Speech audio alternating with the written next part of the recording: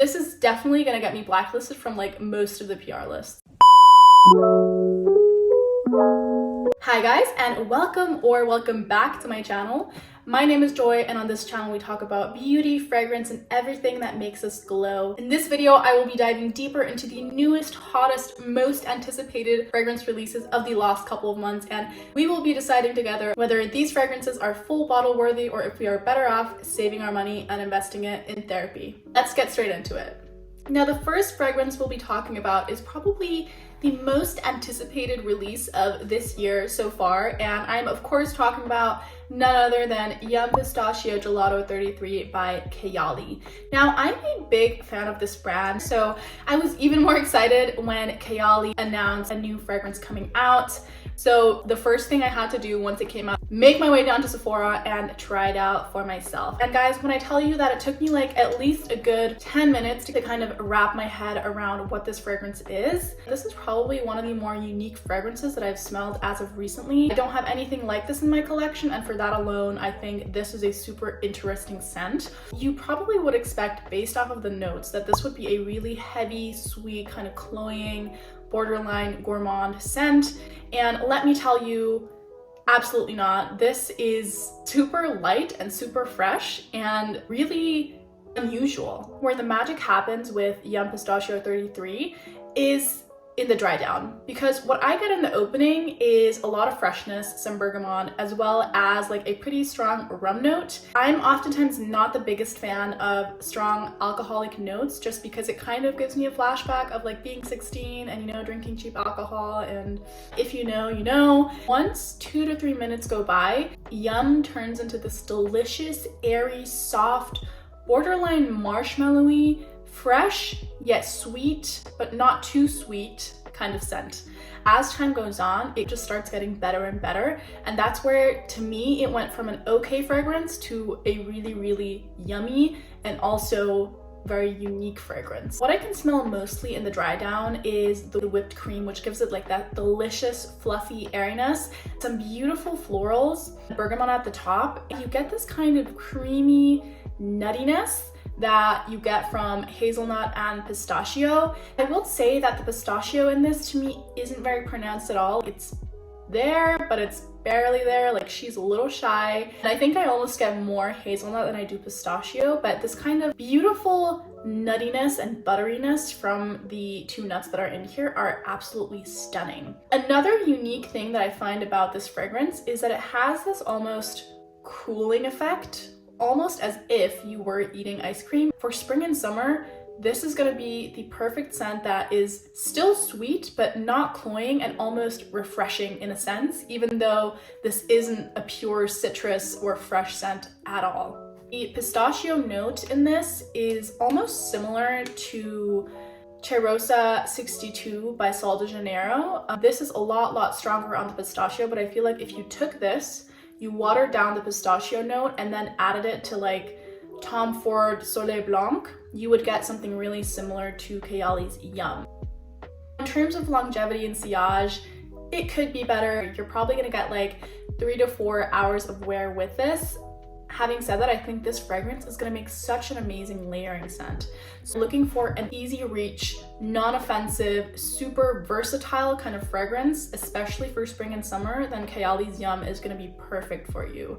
I also wanna give Kayali like a 10 out of 10 for creativity, because I do feel like they are pushing the boundaries a little bit. They're trying to push the envelope.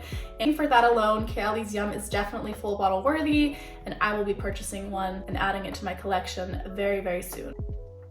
Now, I'm not trying to be a negative Nancy here. The next two fragrances were a big question mark to me. I'm talking about Tom Ford's Cherry Smoke and Electric Cherry. I want to say straight off the bat that neither of these two fragrances are inherently bad. I just really do not understand their place within the Tom Ford collection. Tom Ford has one of the most iconic cherry fragrances in the entire market. Lost Cherry is one of the OGs. This is one of my all-time favorite scents, especially for autumn and winter. Just this beautiful, sweet, boozy, almondy cherry fragrance. Absolutely beautiful. And so I was really surprised to see them coming out with not only one, but two more cherry fragrances. And let me tell you, I just wasn't impressed. let's start off with Cherry Smoke because I feel like out of the two, this one was the better release. Cherry Smoke is essentially a more smoky, maybe a little bit more masculine leaning version of Lost Cherry. If you have maybe By the Fireplace from Maison Margiela or Une Féline by Atelier des Ors, you're probably going to get a very similar result to what Cherry Smoke is. It essentially is this DNA to me, but it dries down more smoky and more leathery. The only way I could really justify that fragrance is because I do think it may be more appealing to men rather than Lost Cherry, because I do find that Lost Cherry is a little bit more traditionally feminine leaning. As a guy, you may gravitate towards Cherry Smoke more, but nothing about that fragrance was really groundbreaking or new or very original. For the price point, if you already have Lost Cherry in your collection, it's probably just not necessary to have Cherry Smoke in your collection as well. Now, Electric Cherry was much more of a miss for me than Cherry Smoke was. Again, it's not a bad fragrance, but this to me smells like something that you could get for a tenth of the price. I find it very lacking both in the concept and the execution. Electric Cherry is this kind of much brighter, less jammy, less boozy, less deep cherry. To me, it smells a lot more juvenile. If you're 16, 17, 18 and you have the cash, must be nice. The scent just isn't anything to rave about. It smells nice. If someone was sitting next to me and they wore the scent, I would perceive them as a good smelling person. But the question is, do you want to spend $400 on something that you can get for probably $10? The main vibe that I'm getting from Electric Cherry is kind of similar to when you have your first crush in, like, I don't know, 9th grade or something, and you start going to the drugstore and you like start buying all this makeup and fake lashes that you don't really know how to apply, and you just want to look nice and smell nice to impress this probably really mediocre boy. So you grab this like $10 or $5 body spray that is super sweet, that is super girly, that is super teenagey, and that to me probably would be Electric Cherry. While it smells nice, it just doesn't compare to the other fragrances that Tom Ford have in their private collection, which are so high-end, so beautiful, and so luxurious and expensive smelling, because they are. If you have the money to spend on this fragrance, by all means, go ahead. At the same time, I do think Tom Ford has so many absolutely fantastic fragrances that I feel like Electric Cherry probably isn't the best investment for you, especially if you don't own a Tom Ford fragrance yet.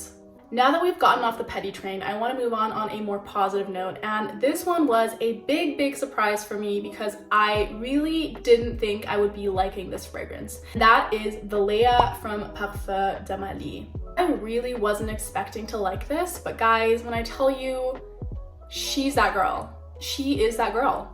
Parfums de Mali once again reigns supreme. I don't know what they're doing down there in Paris, but they have been releasing one banger after another. If there's one thing that this fragrance has taught me, it is that I am judgmental and I do judge a book by its cover, even though they've taught me so many times in school and in life that I shouldn't be doing that. When I saw that beautiful clear frosted glass with the white tassel around it, I was thinking, okay, Valaya is gonna be another type of skin scent that disappears after like 3 seconds. It doesn't project further than like your pinky finger. And while there's nothing wrong with that kind of clean girl skin scent type DNA, I just feel like it has been done a lot. And I also feel like when I'm spending that type of money on a fragrance, I want people to know that I'm here. And not only do I want them to know that I'm here, I also want them to know that I'm here and I smell good. I formally apologize to Quentin Biche for ever doubting him. I was wrong, and this fragrance is absolutely fantastic. To me, Valaya is this celestial, heavenly, ethereal, soft, clean, sweet, yet fresh fragrance. Super feminine, it is super delicate, but it still has very impressive projection and sillage. Like, it has that body and that presence, even though you wouldn't expect it based off of some of the notes. To me, the more prominent notes in Valaya are definitely the peach and the florals, which give it that kind of soft, clean, yet slightly sweet character. And we have some musks in there, we have some vanilla, we have some woods in the base and some aldehydes. Those are the notes that really give it that body and structure, but at the same time, that kind of delicate, soft, ethereal touch. This is so unique, this is beautiful, this is so feminine, this is just such a beautiful creation, and I think Given the more delicate notes, you would assume that this is a very faint smell, but this to me is borderline beast mode. Projects so well. Longevity is there, especially on clothes. I am not even joking. I sprayed it on one of my jackets at least 3 or 4 weeks ago, and I can still smell it on that coat. Absolutely amazing, and I think definitely worth your money. This is a fragrance I will be adding to my collection, and again, I am so sorry for ever doubting this fragrance. If you're looking for a kind of very ethereal, celestial, delicate, feminine, but still present scent, then this will be the fragrance for you. It just envelops you entirely and gives off such a beautiful scent trail that I have just fallen in love. I've just fallen in love, and I'm so excited to be adding this to my collection. Now I want to end this video on a high note because it's my channel, but also because I've been seeing so many people hating on this fragrance, and I, for the life of me, do not understand why. I'm talking about Guidance by Amouage. I don't have a single Amouage fragrance in my collection so far, and I'm pretty sure this is going to be the first one that I will be adding to the collection, despite its pretty hefty price tag. The reason for this is that I don't think there really has ever been a fragrance where I've had this type of almost spiritual awakening that I had when smelling this fragrance. I vividly remember smelling this in store for the first time and just being unable to speak for a good 5 to 10 minutes after. The dry down on paper really doesn't do it justice. Please don't make the mistake of just trying it on paper because it's going to transform so much on your skin. I tried it on both, and I have to say I prefer the dry down on my skin specifically, but even on paper, I mean, this is such a beautiful fragrance, you guys. I don't know why people don't like this. Now, I've heard some really insane comparisons of this fragrance. I've heard people compare it to literally like female genitals. I mean, it is absolute craziness. So I just want to go ahead and break down what I get from this fragrance. So the first note that is very prominent in the opening, but also throughout the entire dry down, is pear. In order to like this fragrance, you are going to have to like pear. And I'm not necessarily talking about that kind of fresh, zesty, bursting pear. I'm talking about a more soft kind of pear, if that makes sense. So maybe let me set the scene. You have one of those fruit bowls that you don't actually have to eat the fruit and ingest valuable minerals and vitamins, but instead they are there to look cute, which is absolutely fine. We love a cute, prop that makes people think we're healthy even though we're not. Because you only really have that fruit bowl for aesthetics, the fruit that's on it gets a little bit soft over time. Like it's not the freshest. And then you're coming off of a weekend bender on a Monday and you're like, well, maybe I should be eating more fruits and vegetables. So you grab the pear that's been sitting out there for, I don't know, maybe 2 or 3 weeks, and you bite into it, and it's more of a soft sensation rather than like a crunchy sensation. And even when you touch the pear, like with your finger, it leaves a dent because it's gotten soft on the outside. So it's more of a creamy sensation rather than a bursting and fresh sensation that you sometimes get from more fruity notes. I'm sorry, that is so that is so specific, but I'm trying to be as accurate and specific as possible here because I do think if you're spending over $300 for a fragrance, you need to know exactly what this fragrance is about. So I'm sorry if that got a little personal, but that's what I'm here for. As time goes on, the pear note definitely doesn't disappear, but it becomes a lot less potent. And we have some other notes coming in. We have some beautiful sandalwood, some vanilla, some ambery notes, gorgeous florals. We're talking rose, we're talking jasmine. I mean, just absolutely stunning. And then we get this beautiful hazelnut that is just so creamy and so slightly buttery. I'm starting to realize that I'm a huge hazelnut fan. It almost reminds me of like a whipped cream with a hazelnut note that gives it that butteriness and smoothness but airiness at the same time. This is beautiful, and I don't think I've ever smelled anything like this, which is why I was over the moon when I smelled this fragrance, and it turned out nicely on my skin as well. Beautiful and feminine and stunning and delicate. It has that kind of innocence about it, but it's also slightly sultry at the same time. Like, it really plays with those kind of opposites. This fragrance feels like a fairy tale. It feels like a beautiful girl or woman with like really long flowing hair walking through a beautiful enchanted flower garden with all the florals blooming, with hazelnut trees, with her just in this beautiful, delicate, flowing gown, dress, whatever you want to call it. Just amazing. This fragrance has really enchanted me. I mean, the not so enchanting part is the price, and it really is an investment, but I feel like it is an investment that I am willing to make. To this day, I find it hard to really grasp this fragrance, like fully understand it. It's one of those things in life, you know, some things we have to accept and we can't rationally or logically understand them, like math.